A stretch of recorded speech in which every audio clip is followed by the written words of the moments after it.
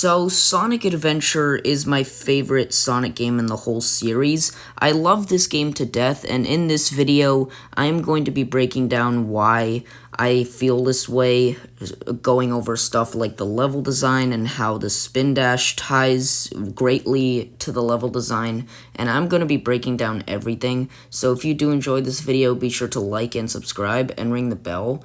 And with all that being said, let us get into it. Sonic Adventure came out around a time in gaming where every iconic video game character was making their jump into 3D. Making a 3D video game for Sonic the Hedgehog was a big deal at the time, because he was one of the most iconic video game characters right next to Mario. So Sonic Team somehow had to make a 3D formula for Sonic that was fun, fast, and kept the essence of what makes Sonic Sonic.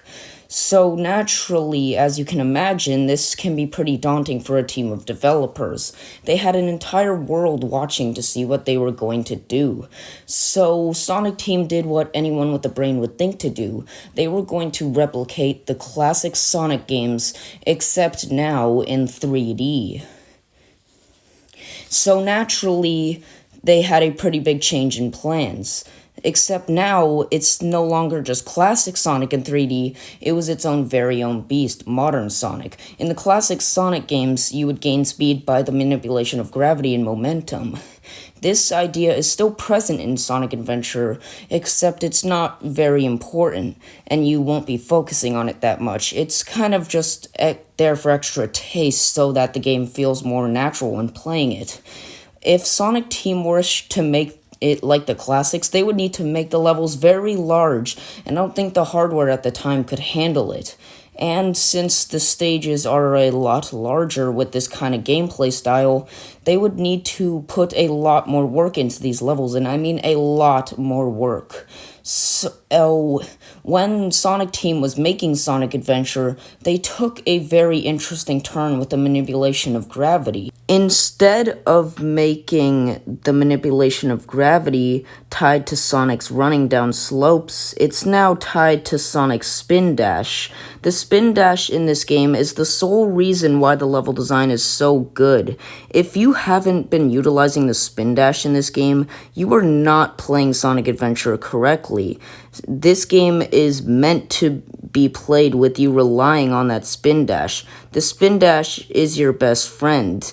All of the level design and gameplay is completely built around it. Instead of the game using slopes and other terrain to make Sonic move faster, they now have parts in the level where you could skip with Sonic Spin Dash. If you see a slope, you better use the Spin Dash on it because you could achieve some great things. A very common example, like a skip that most people like to use, is the beginning of Emerald Coast. You could come over to the docks where there's an incline that leads up to a spring. You could follow the spring and then you'll follow a built path that takes up more time. However, if you spin dash on this incline, you can skip the entire section and move on. This is just one simple skip out of hundreds in these levels. There are so many sections of these stages where you could skip a part of it if you are skillful enough with the use of the spin dash. I mean, there's so many. I accidentally found one on accident while recording footage for this video, and while I was in Ice Cap, I didn't want to do the typical jump from icicle to icicle, so I instead spin dashed past it. Alright. Now, you may think that this seems like it's breaking the game. You might think that this is not how the game was intended to be played, and I believe this to be untrue, because there are certain skips that actually reward you for performing them. For example, in the beginning of Speed Highway, you can spin dash off of this road and then spin dash onto this building, then finally spin dash up the building, and then at the top you will find a life. The developers knew exactly what they were doing with this level design because they are absolute masterminds. And yes, some of the skips were probably not intended, but most of the skips probably were. And even if they weren't intended, who cares? I think this is one of the only times where aging has actually benefited a game this much. If you're playing this game, use the spin dash and become a pro with it. to master these levels and all the skips, you have to play and get better with the spin dash. And the thing about these skips is once you learn how the spin dash and jumps interact with the terrain, you begin to find a lot of the skips naturally. And most of these skips I use in the levels are ones I found naturally on my own. However, a few of these are ones I picked up from seeing others play the game. When I see an experienced player play this game, I see an entirely new skip in the level that blows my mind. It's level design like this that gives you so much room for improvement and strategize and discover stuff.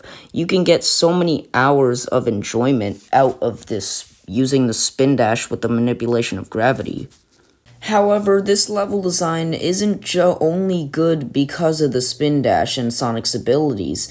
Another really great thing that this level design does is all of the open areas. When playing as these other characters, you could find some open areas for you to mess around with. It gives you space for you to use your character's abilities and find secrets. I've always preferred this level design over the more linear stages of Sonic Adventure 2, and no, linear does not mean bad.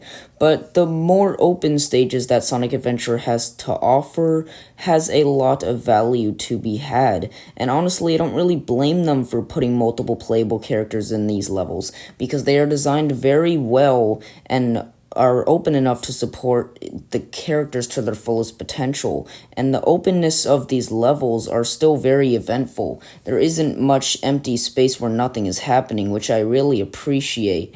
And there were some time constraints when working on this game, so luckily everything just kind of snapped together with the playable characters. And overall, I believe this game to have the best level design in the entire series. I truly believe this game to be a work of art, and with all the open level design and all the playable characters and Sonic's moveset, and this is why Sonic Adventure is my favorite Sonic game.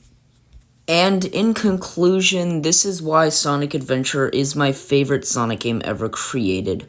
Now, if you did enjoy this video, be sure to like and subscribe and ring the bell so you get notified for when I post future videos, and go follow my TikTok at Sonic8YT or join one of the 3 servers that I have linked in the description of my channel. Either way, I thank you all for watching. I love you guys, and goodbye.